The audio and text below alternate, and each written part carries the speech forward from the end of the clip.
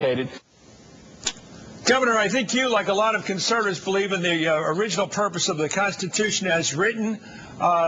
It's our sort of secular Bible. It says there shall be no religious test ever required as a qualification to any office or public trust under the United States. Why are you Republican candidates submitting to religious vetting about your belief in the literal nature of the Bible? Why put up with those kind of questions? Well, Chris, when guys like you quit asking it, we'll quit answering it. But the fact is we get asked these questions in the debates, and if we evade them, if we act like we're not going to answer them, then we're going to get hammered for being unwilling to address the questions that are put to us. So that's why I keep answering them.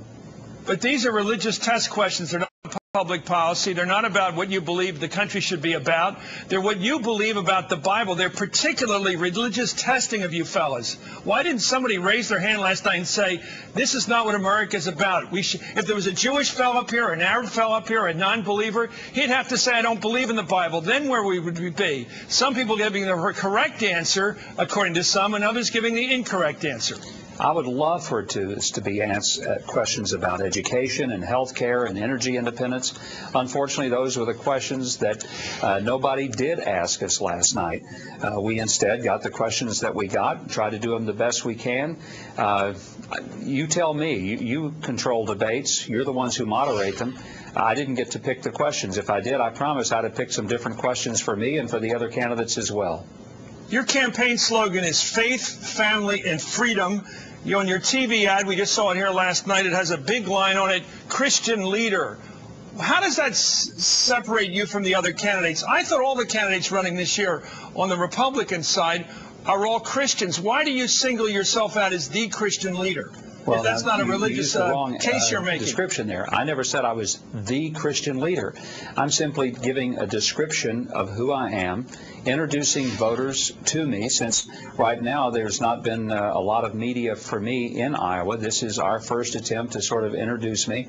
And I think it's a matter of letting them know that I have a background that I think they're comfortable with, but I'm not trying to impose my faith. And Chris, very importantly, I certainly never said I am the Christian. There's no such thing as the Christian. There's only one the Christian. That was Jesus Christ. The rest of us are never going to be anywhere near Jesus Christ as the Christian, just a Christian following in his steps.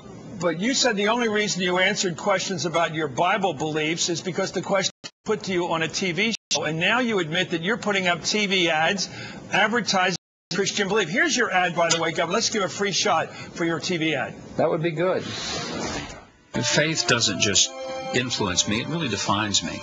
I don't have to wake up every day wondering, what do I need to believe? Let us never sacrifice our principles for anybody's politics. Not now, not ever. I believe life begins at conception. We believe in some things. We stand by those things. We live or die by those things. I'm Mike Huckabee, and I approve this message.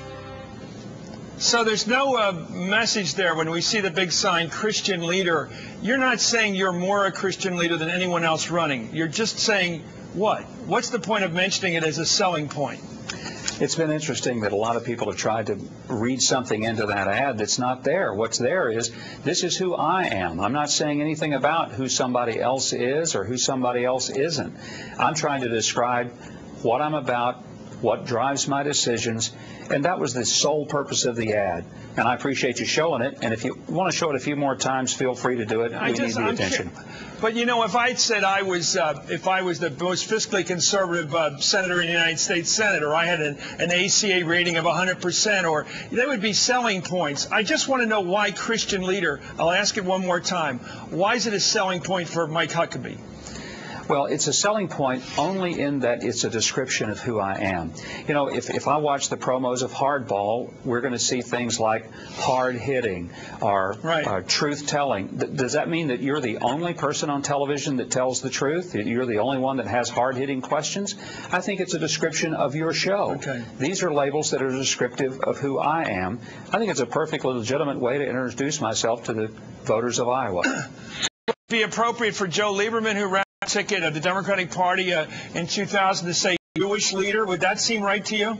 It would be perfectly fine. In fact, I would appreciate it. I think Joe Lieberman is a tremendous individual. I think one of the things that endeared me most to him and that causes me to have enormous respect for him is that he is a person who not only believes his faith, he practices it.